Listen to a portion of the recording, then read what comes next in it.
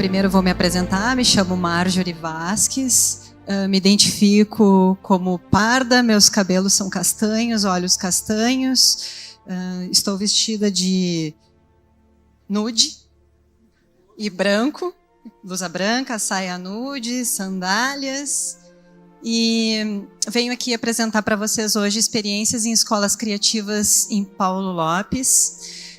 Agradeço muito o convite da professora Marlene, a articulação da professora Shirley, os ensinamentos do professor Saturnino, que jogam luz a toda a nossa prática, o bom humor e o acolhimento da Vera.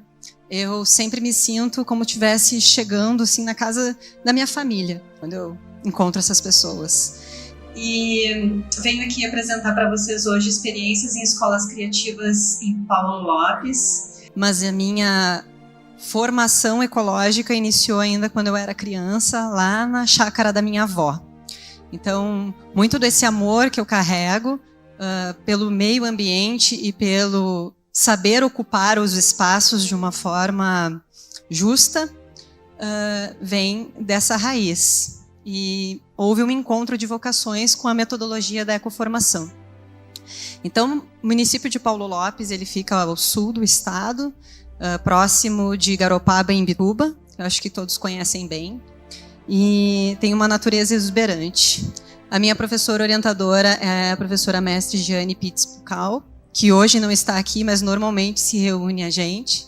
Ela tem uma pesquisa com ecoformação de professores. Eu tive a sorte de ter ela como orientação na minha especialização em permacultura pela UFSC. Então, eu encontrei alguém da família das escolas criativas através de um curso de permacultura, pelo trabalho de referência que ela realiza em Blumenau, na Escola Visconde de Toné. Então, venho representar também a Secretaria de Educação, que é a Rosane de Castro da Silva. Então, o primeiro caso do município de Paulo Lopes é a Escola Targina, Escola Reunida Professora Targina Boaventura da Costa, uma escola municipal, no qual eu vim atuando desde 2012. Comecei lá liguei o cronômetro, como educadora física, e lá naquele processo já eu me identificava muito com João Batista Freire, que ele tem uma frase que ele diz que as crianças elas aprendem de corpo inteiro, e normalmente na educação tradicional a gente costuma sentar essas crianças, né, e ignorar que elas têm um corpo que precisa se mover. Então, na educação física, a gente encontra essa justificativa e para todos os movimentos, e o meu movimento já, pela vocação da escola, foi ir para a terra.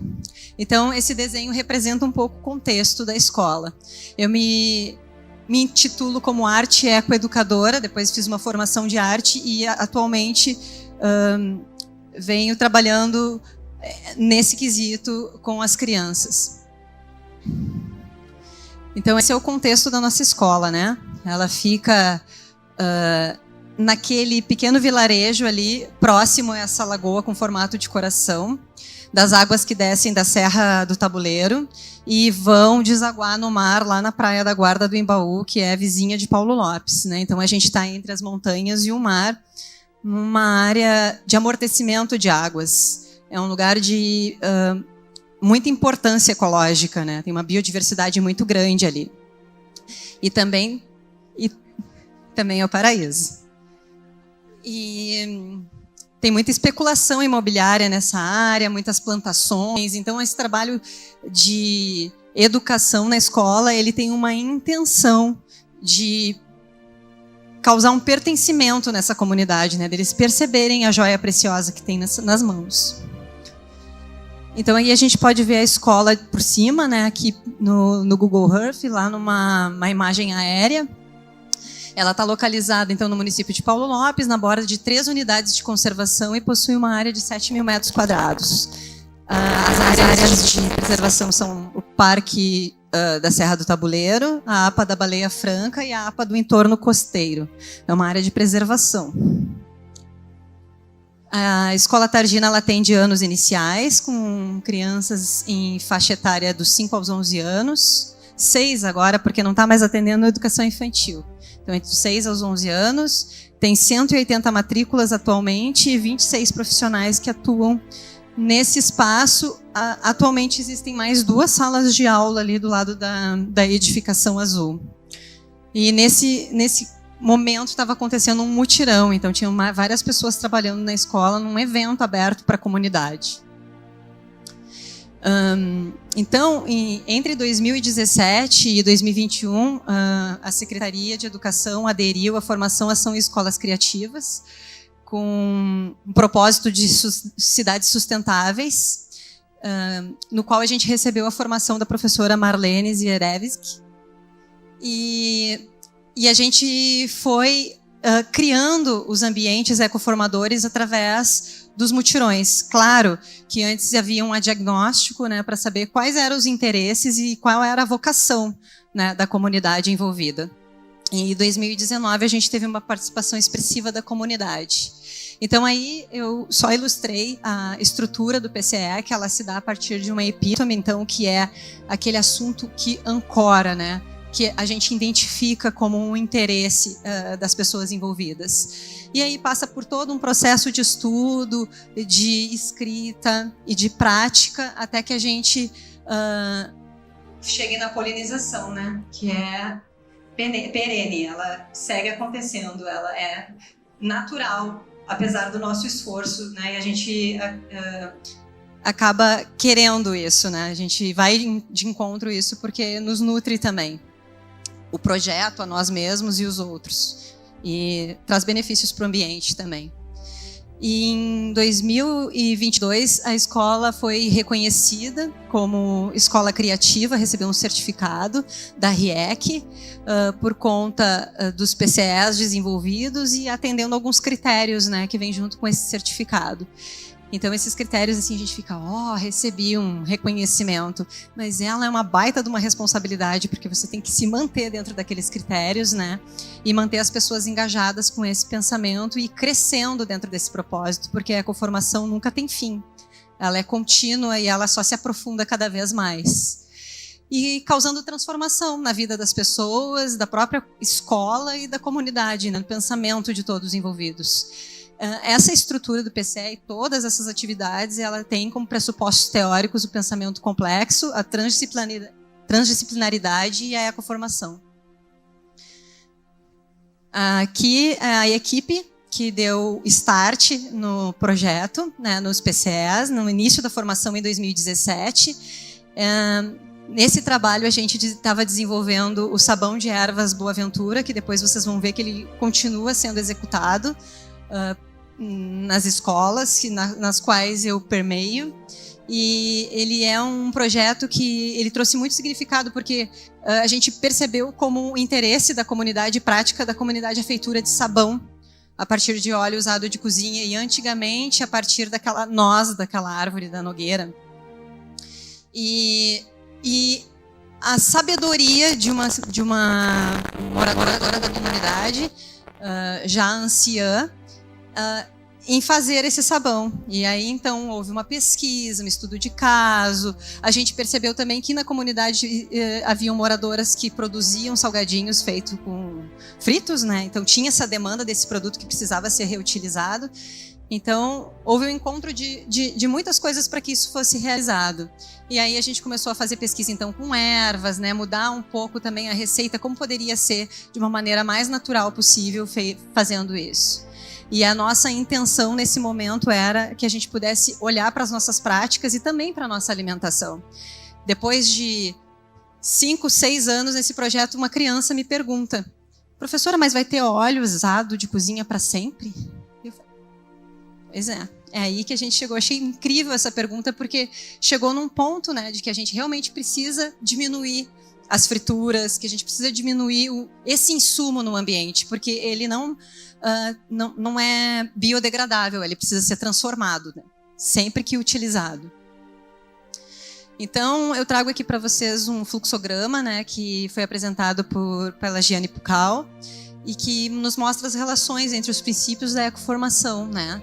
Ela faz essa relação, né, desse cuidado que a gente tem com o nosso interior, que é a nossa autoformação, o cuidado com as outras pessoas, que é a heteroformação, e o cuidado com o ambiente, com o meio natural, que é a ecoformação. E que tudo isso culmina em nós. Nós todos como ambiente, como pessoas. Então, essas relações trazem um propósito, um significado profundo para esse trabalho. E aí, em 2023, eu iniciei a especialização em permacultura, e lá eu conheci também os princípios éticos da permacultura, né? Que são cuidar da terra, cuidar das pessoas e cuidar do futuro, compartilhar. E eu pensei, opa, eu já vi algo parecido em algum lugar, que era nos princípios éticos da ecoformação. Cuidar de mim, cuidar do outro e cuidar do ambiente. E então eu percebi que existia uma forma de planejamento e de didática muito próxima. E foi a minha pergunta de pesquisa. Então, ali em volta, né, só para contextualizar, tem os 12 princípios de planejamento. A gente sempre começa um planejamento observando e interagindo. A gente já não sai interagindo, a gente observa primeiro para ver como a gente pode ajudar em vez de atrapalhar. E daí permeia todos os outros, né, usando energia com eficiência, não desperdiçando, trazer soluções criativas. Olha como é bem parecido, né? E culmina lá em seja criativo e responda às mudanças. Então, como eu disse para vocês, a escola foi certificada, né? E lá atrás do certificado tem uma porção de critérios que nos trazem, né, esse reconhecimento e essa responsabilidade. E não é que lá mesmo falava em permacultura? Então dizia que, para além de um olhar local, a escola tem se comprometido com práticas de permacultura, se destacado por parcerias firmadas com profissionais de diferentes áreas e que dominam conhecimentos que, socializados com os estudantes, colaboram para encontrar soluções para problemas da própria escola e da comunidade. A melhora em sua infraestrutura e a valorização da comunidade externa são evidências de quanto a escola tem sido reconhecida por esse tipo de prática. Então, isso foi grifado muitas vezes nas nossas reuniões pedagógicas, né? Porque às vezes a gente troca os profissionais dentro da escola e eles às vezes não sabem qual contexto eles estão chegando. Então, acho que chegou numa maturidade em Paulo Lopes que, para escolher vaga nessa escola, você tem que estar alinhado com aqueles critérios ali, né? Para que se mantenha esse trabalho. Então, eu disse para vocês que tinham algumas consonâncias entre permacultura e ecoformação, né? Ambas são metodologias ativas, ambas são guiadas por princípios éticos, partem de paradigma sistêmico, ecossistêmico, parte de contextualização é muito importante, né? Onde eu estou e por que eu estou fazendo e se isso é pertinente nesse lugar. Trabalha por projetos, está estabelecido, tem conceitos e éticas e técnicas, é uma educação voltada para a vida. Eu não fico abstraindo. Abstraio também, porque é importante, mas eu estou aprendendo a fazer coisas para viver, né? E as crianças saibam viver fora daquele contexto, possam aplicar em casa, na sua vida cotidiana, os ensinamentos que eles têm e que isso façam com que eles se apropriem dos conteúdos. Então, isso causa transformação e isso nos traz felicidade, né? Porque a gente vê sentido no que está sendo feito. Então, aí um mosaico, né, de algumas imagens de atividades que as crianças fizeram lá, vêm fazendo na Targina, que é o manejo da composteira. Eles gerem os resíduos da cozinha, da sua merenda. Experiências com a mini composteira para eles verem como que acontece a transformação desse material. O ecoponto, então, porque já que a gente separa o orgânico, como vai ser o resto, né? Então a gente teve que voltar, né? Eles mesmos vieram com essa curiosidade. Onde eu boto isso? Mas isso é orgânico ou isso não é orgânico? Como que isso aqui se desmancha na natureza? Surgiram muitas pesquisas.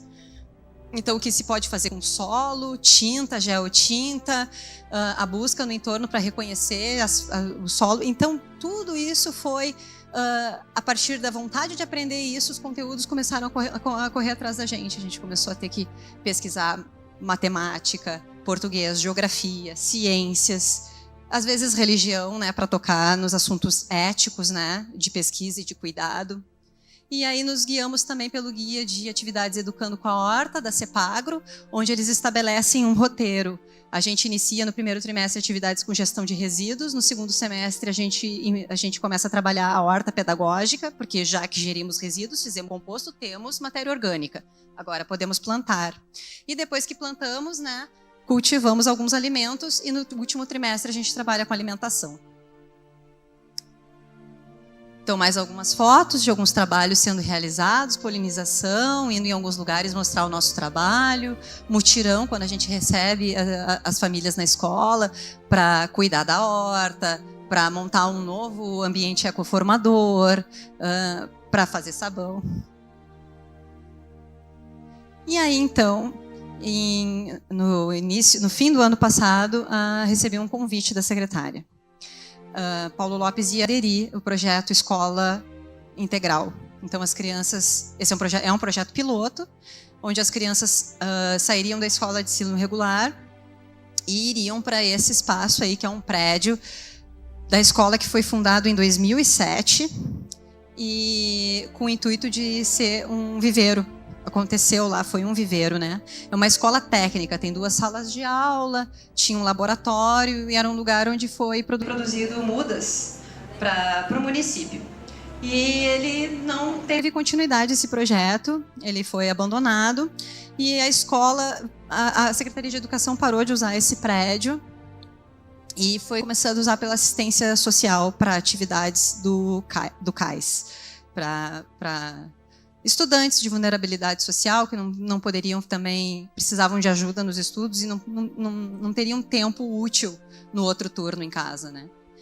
E então a secretaria retomou, me convidou e eu tenho um cargo um pouco diferente, além de fazer a coordenação das atividades pedagógicas com os professores, eu atuo em sala de aula 2 vezes por semana, porque eu vejo que é uma vocação que eu tenho, esse trabalho com as crianças e eu acho importante que ele seja visto como um exemplo para que eu consiga guiar o trabalho da equipe. Então, eu misturo essas 2 funções.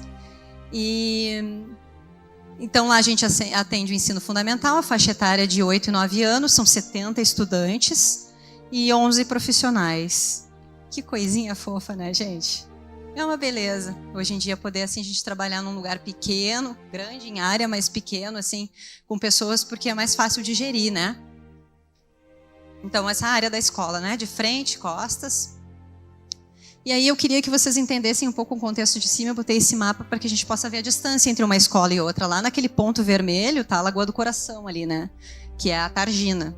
E no outro ponto, no extremo lá, tá a escola ambiental. Então a gente vê que a gente sai de um lugar próximo, né, de uma pequena serrinha próximo ao mar, perto da lagoa, né, um lugar de amortecimento de água. A gente atravessa a BR e o centro da cidade e a gente chega na borda da Serra do Tabuleiro, né, aquela serra alta.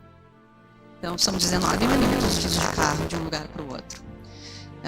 Eu botei lá corredor ecológico, né? A gente percebe que tem uma cidade ali no meio, como assim corredor ecológico? Mas eu quis dizer para vocês que ela está no Paulo Lopes, ela está inserida num mosaico ali de áreas de preservação. Inclusive tem 2 RPPN que são reservas particulares de preservação ambiental. É um berço de águas. Esse lugar é muito valioso, não só para o nosso estado, mas como para o mundo de biodiversidade. Esse é o nosso contexto, essa é a nossa visão lá da nossa escola. Então, a importância, né, da gente nos educar para saber viver nesse lugar. Então, aí a gente vê a área da escola, tem 3.000 metros de área, né, menos da metade da Targina, mas que dá para fazer muitos ambientes ecoformadores. A gente começou as atividades lá em fevereiro, tá, gente? Mas está muito legal. Eu vejo que vão sair muito boas coisas de lá. E ela também está localizada na borda do Parque do Tabuleiro e atende ali também mosaico entre as outras áreas de preservação ambiental. A gente vê ali, né, o ponto azul naquela foto lá é o local da escola e ali a serra nos acolhendo. Então a escola ambiental é um projeto de educação em tempo integral, atende estudantes de 3º e 4º ano no contraturno de ensino regular. Estão matriculados nas unidades escolares de outros bairros do município, atendemos eles apenas no turno vespertino, o trabalho é por projetos, atendendo com educação ambiental, arte e música. Eu botei abelhinhas porque isso aí é uma polinização, gente. A gente saiu de uma escola e a gente foi para outra. A gente vai acessar um novo bairro, um novo grupo de pessoas. E então a Tardina continua, né, fazendo as coisas. Tem mutirão lá amanhã. Estavam agora pedindo a forma do sabão, Marjorie. Vamos fazer sabão lá. Eu fiquei anos fazendo sabão na Tardina, agora alguém vai fazer. E eu achei isso maravilhoso, eu fiquei emocionada. Então, esse é o chamado para o primeiro mutirão que a gente fez na escola, que foi no equinócio de outono. A gente teve 40 pessoas presentes, achei bem significativo para um primeiro encontro nesse espaço que estava desabitado. E aí eu trouxe uma justificativa, né? O projeto de educação em tempo integral ele foi instituído em 2023 com o objetivo de ampliação da jornada de tempo na perspectiva de educação integral e a priorização das escolas que atendem estudantes em situação de maior vulnerabilidade socioeconômica.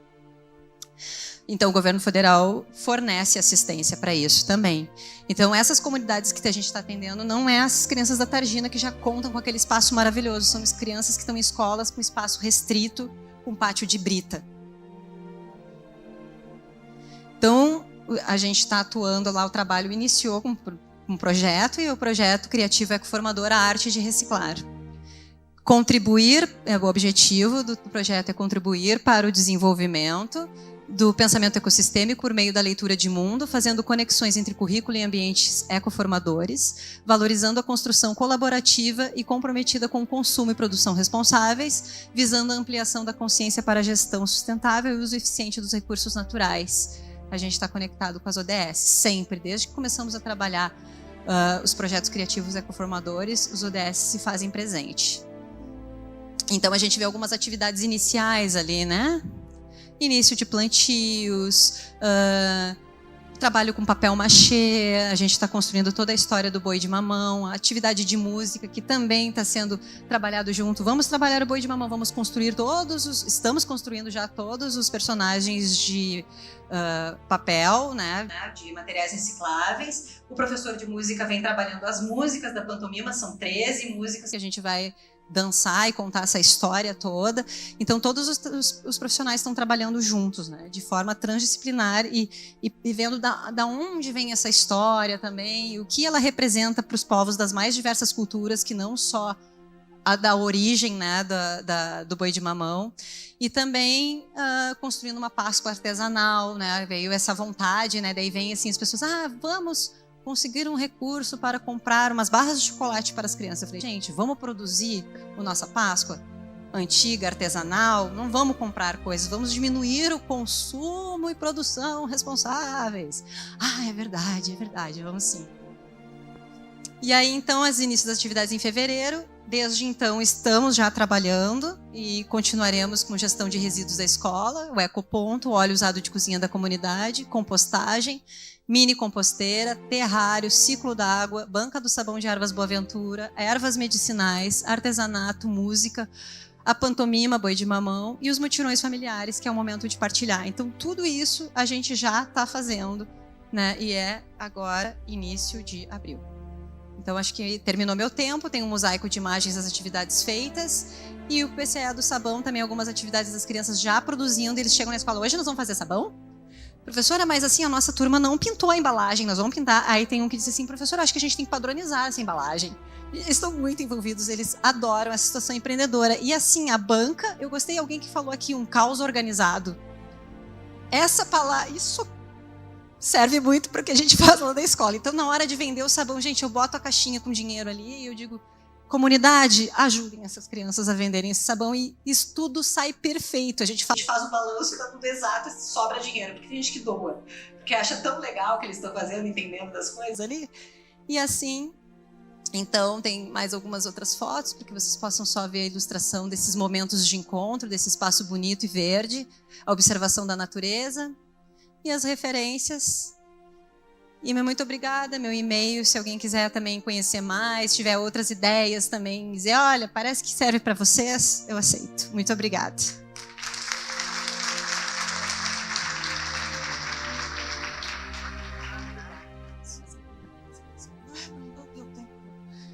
Olha que espetáculo, né? A gente sai lá do paraíso de Tocantins, vai para a União da Vitória e chega no paraíso de Paulo Lopes. Fantástico, né? É uma responsabilidade também. Esse conhecimento, eu me lembro muito bem da professora Verônica Violante, não me lembro se faz 2 anos do INCREA, ela falou desse nosso compromisso de quando a gente sabe, ninguém é mais dono de nada, né? A nossa obrigação é da partilha. E, por exemplo, se tivéssemos todos esses cenários, né, e não tivéssemos o conhecimento, a gente não saberia fazer absolutamente nada. É igual ter uma Ferrari na garagem e não saber dirigir. Triste, né? Mas é. Então, quando vai trazendo os desafios, né? Ecotranscomplexidade, mais do que o conceito, 2 pontos. A gente vivencia isso na prática a partir da professora Kênia, trazendo com total competência. Onde é que está o quê? O que a gente está falando? E certamente, mesmo que a gente não conheça ainda esses termos, você deve dizer, isso a gente também faz, né? Isso também é possível. E não é nada diferente daquilo que a gente já tem. E aí vem os cenários ecoformadores, né, do projeto Criativo Ecoformador. Quantos cenários? O que são esses cenários ecoformadores? De você criar e recriar espaços que já estão ali. Olhar, como diz o professor Saturnino, como se fosse a primeira vez. Olhar para esse lugar como se a gente não tivesse visto ainda. O que eu reconheço de lugar aqui? E a potencialidade. E mesmo essas crianças, esse protagonismo infantil, que não é o número 32 da chamada, mas é um sujeito único, que tem ganas, né? Que tem desejo, que sonha, né? E aí a gente brinda ainda com a ecoformação, a permacultura da professora Marjorie, nesse lugar espetacular. Eu já fiquei pensando, imagina um lugar que tem o verde, tem o mar, tem a lagoa, tem tudo isso. Mas também, se eu não souber ser parte, de nada adianta. Então, dá vontade de estar em todos os lugares ao mesmo tempo. Isso é bom demais, porque a gente se reconhece também, né? Então, é uma grande alegria poder ser parte aqui dessa mesa e me inspirar também, porque a gente se sente mais inspirada, com vontade de voltar para casa e dizer, agora eu quero fazer tudo de novo. A gente não vai jogar mais nada fora. Sempre me pergunto, a prof deve morar onde para ter tanta coisa, né? Porque tudo que a gente olha tem potencial. E não é só uma falácia. Isso se vive de forma visceral. É uma atitude para a vida. A transdisciplinaridade é isso, é essa atitude, né? E quando a gente fala da transdisciplinaridade, entre, através e além, o que é esse negócio, né? Esse além é um além como um vazio quântico, repleto de possibilidades. E a escola é isso. Não é um lugar que vai transformar, que vai resolver todos os problemas, mas é um lugar repleto de possibilidades. E lá estamos nós. Gente, muito obrigada. Mais uma vez. Gratidão.